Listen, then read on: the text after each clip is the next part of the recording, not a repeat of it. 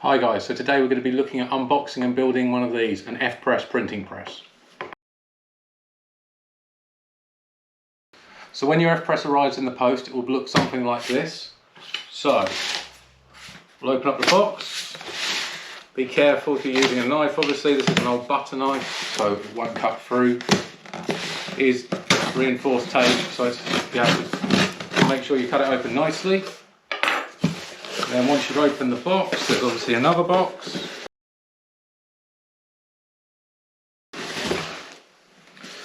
So that's just outside packaging. So then you got inside, you got your parcel.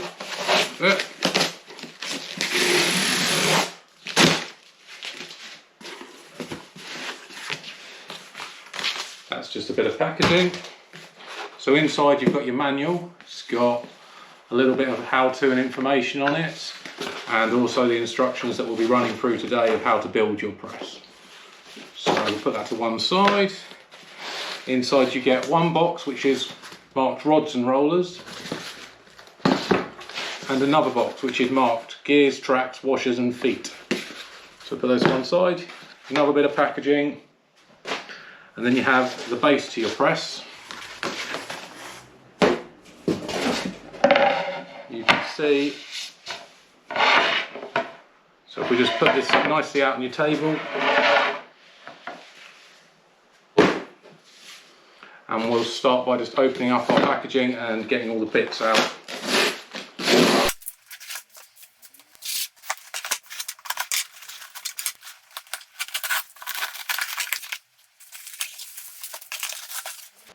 So once you've unpacked all your boxes and taken off all the obligatory bubble wrap and protective packaging, this is what you end up with. So you have a base, you have a rod assembly, a cylinder, some gears, we have two of those.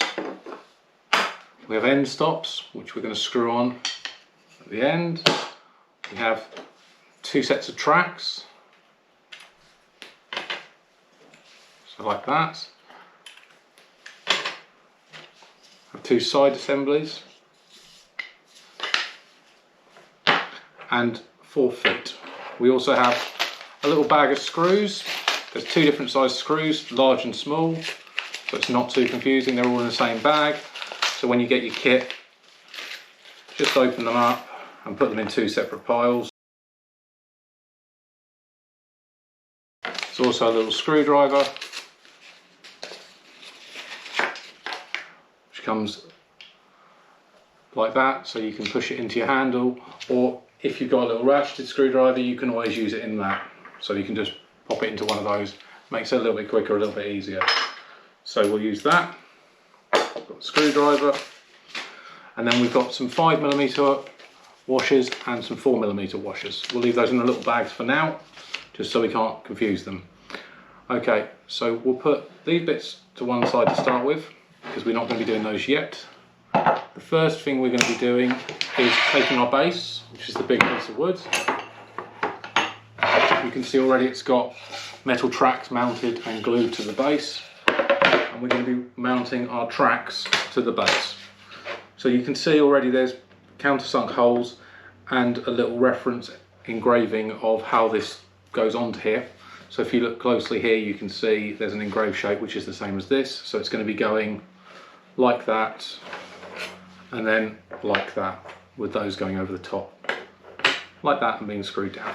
So what we'll do is we'll start with one and then we'll copy it onto the other side. You're going to take the small screws and just lightly put them on the holes, and we'll do it to the other side as well.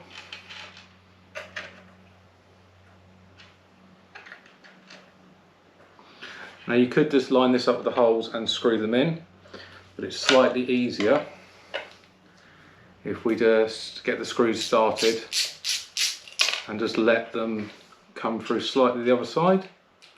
I'm only talking about allowing them to sort of become proud, about 1/2 millimetre, something like that, just so you can see the head on the bottom on the screw, because then you can effectively just line it up very easily. So you're literally talking about so you can just feel the screw coming through. So then what we can do is we can run it over the top and it falls into the little holes. You can just run your finger around the edges just to check it's all lined up nicely, and then you're just going to screw in. Nice and firmly, and you just want to make sure it's all nicely lined up, like so.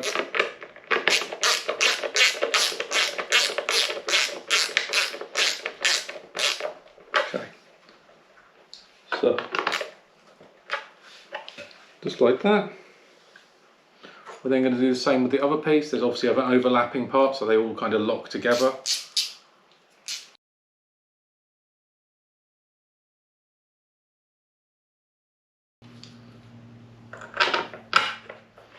Okay, we push it on. Again, that's now fallen into the little holes. Start at this end of this screwing.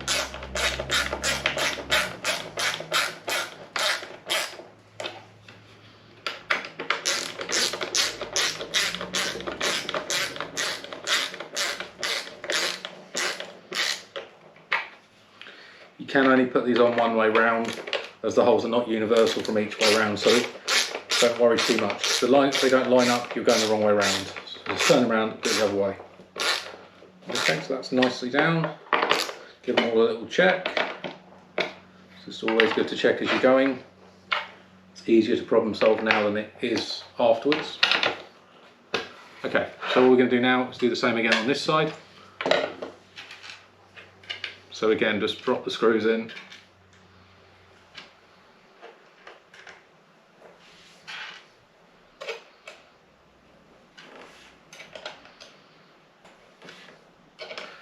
You notice there is one screw left over. I always put an extra screw in just in case. I always think a kit should always have one piece left over just to confuse you a little bit. So again, just make them slightly proud.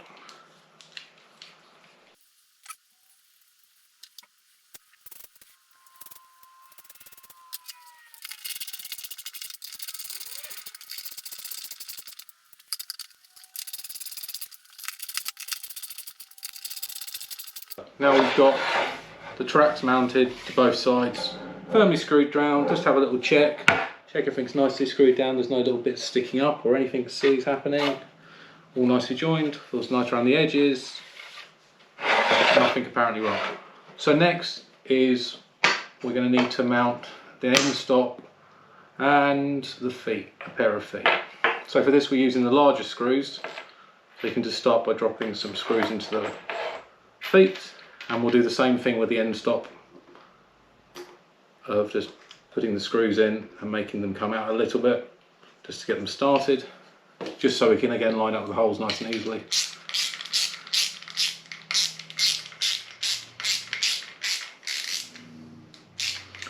So again, you can just get started.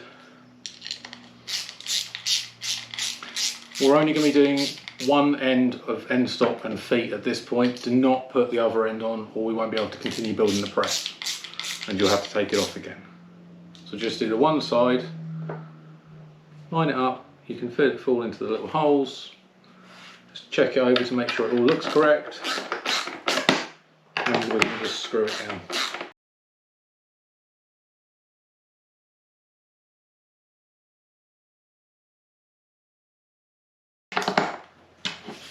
Okay, now we're going to turn the base over, and you can see again we've got some holes marked out for where the feet are going to go. So when you put the screws in, the screws automatically come to the bottom of the feet. So we can just do that.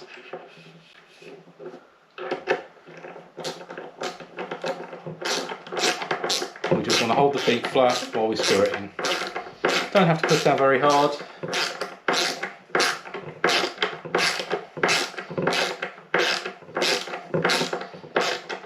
And just make sure the feet are on nice and firmly, like that.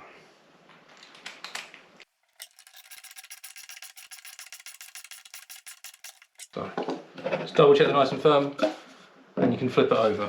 But once you've installed your tracks onto your base and your end stop and your feet, we're just going to put this to one side. So let's put it over there for a minute. So next up we're going to be doing the roller assembly.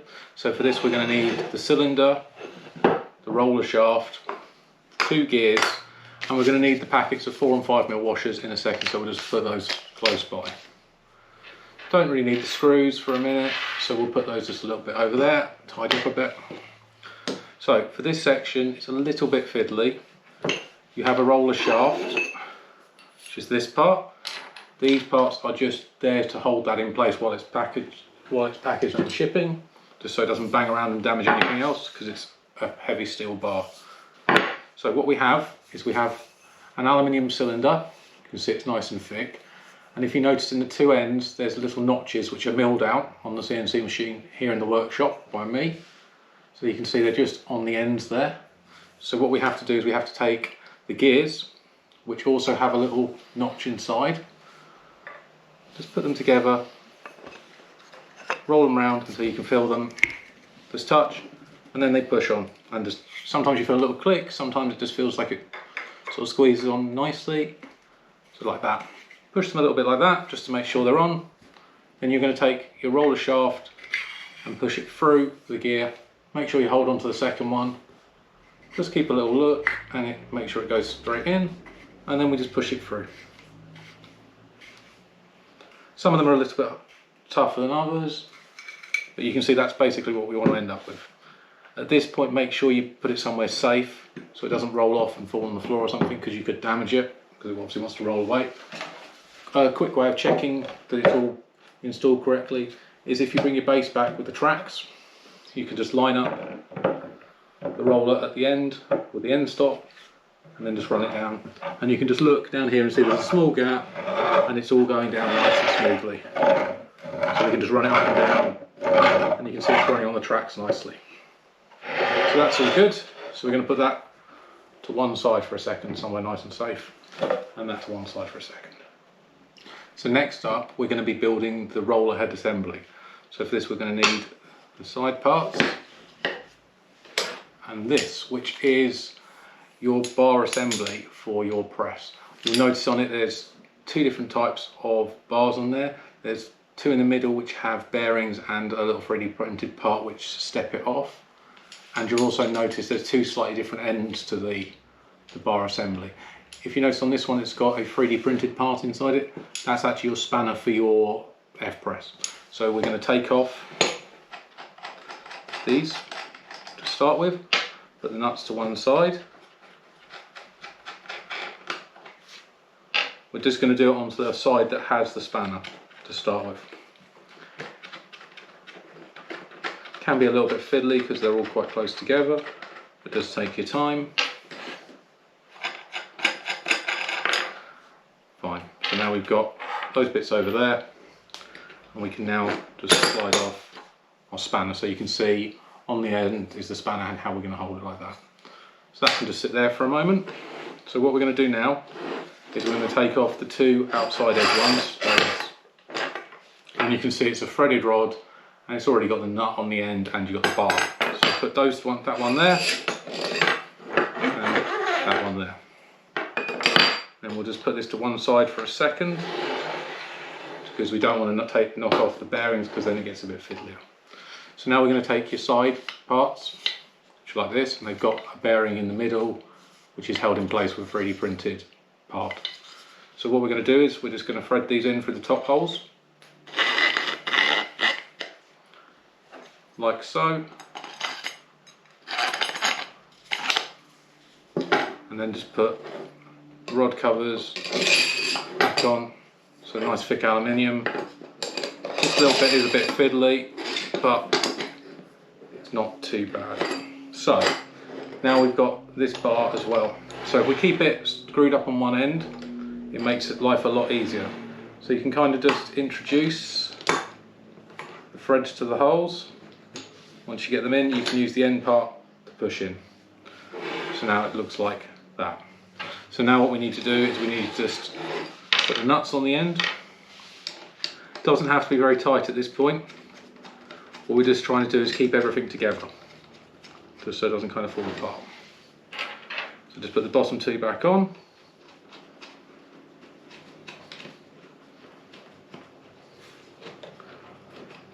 Just thumb tight is fine. So now you can see we've still got this part here. So we just unscrew these two. Again, you should be able to do this just with your hand. A little bit fiddly, but just take your time. And just put these all together so you can't lose them. And then you can now take that part off and put it to one side. So now what we want to do is we want to, a little bit easier for you to see, we're just going to upend this so it's like that. And you can see things are wobbling around a bit, but that's fine. And we're going to take the spanner tool, which also has a large hole in the middle, and we're going to line this hole up with the bearing hole. What we're doing is just putting it over the top here, just so when you put the roller you've just put together in, we can't risk pushing out the bearing on the inside. And if you push very hard, you might just knock it out. It's unlikely, but there's always a chance. So what we next need to do is we need to take your cylinder, which you built obviously. We need that, and we're going to need to open up the 5mm washers. I'll explain what the 4mm ones are for in a moment. So what we're going to do, you can see they're nice 3D printed chunky washers. Make sure your rod's about even on both ends at this point, it'll just make it easier in a second. And we're just going to put the washer onto the end, into the middle, and then you let the weight of this kind of push itself down. And then we put the second 5mm washer on the end. So now's a really quite fiddly bit. We have to make this part go on like this part while it's in the air. So if we just introduce it, keep an eye on all the bits underneath. So those ones are now in, and give it a little shake. Don't force it because you don't need to. And now we're on. So we're going to take one at a time. If you rock it slightly from one side to the other, just so you can expose the threads. The bottom threads, which have the bearings, are all hand cut steel. So the bearing, the rod, they can be a little bit harder to tighten up on. Top ones are threaded rods, so they're a little bit easier. And all we want to do is just get everything into place and secured.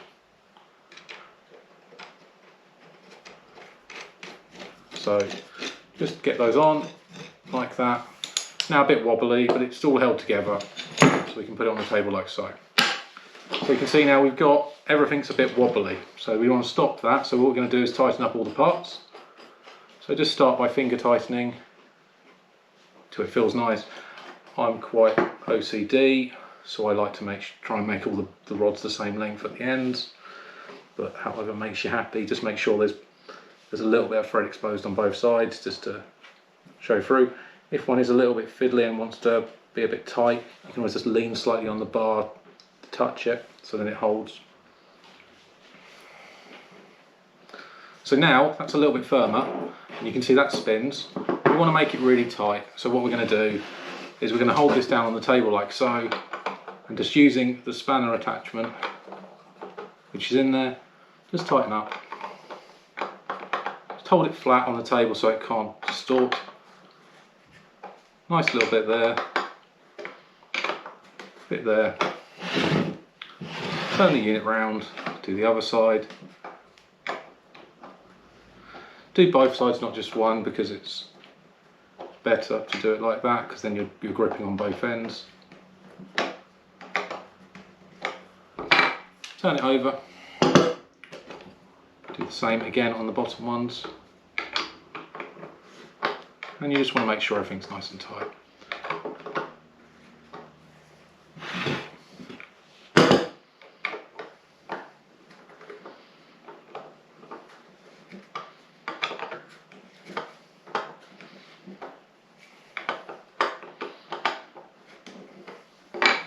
So now you can feel that's all nice and tight.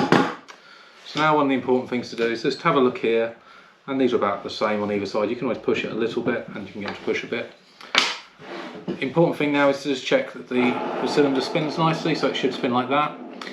If it's gripping very slightly, just because of tiny millimeters, half a millimeter is different or something in manufacturing, you can open up the 4mm ones, take the end off again, and swap these washers out for 4mm and do it again. And then as long as it spins like that, you're absolutely fine. So you don't want it so it can't spin naturally and freely. So in this case we don't need the 4mm. So now you've built your roller head assembly, which is great. So next is a fun bit. So we're going to take the base, which we put the tracks and the end stop and the one pair of feet on one end, and we're going to bring them together. So we're going to be rolling this onto here. Now what we want to do is be very careful when we do this. We don't want to force it or jam it on. It should move freely and nicely onto it. So we just want to line it up, and you should just be able to push it on lightly. You can tell if it's lined up because it will go on freely. Then you can take it to one end and you can see that it then lines up. That's how you know that it's on the tracks correctly. If it was missing the teeth or a slight angle, this would not be lining up here. So it's important to just double check that like that and then stop for a second. So all we have to do now is put on the end stop on the other end.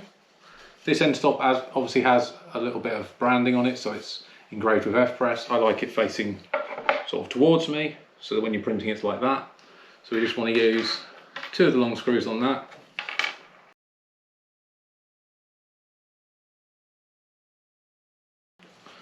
And again, just line it up so it falls into the holes. Hold it in place firmly and just screw it in place.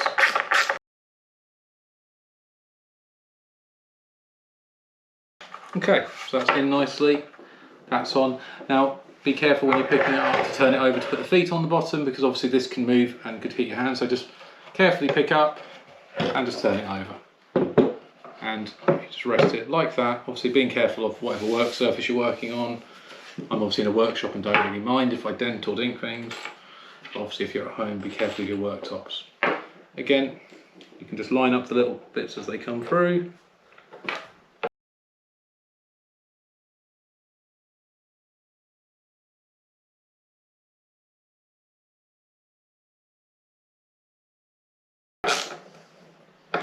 Okay, so that's all nice and tightly in. So we've got a couple of screws left over and those parts. So we can put those to one side, keep them in the box, whatever. And you've got that. But you have primarily finished building your F-press.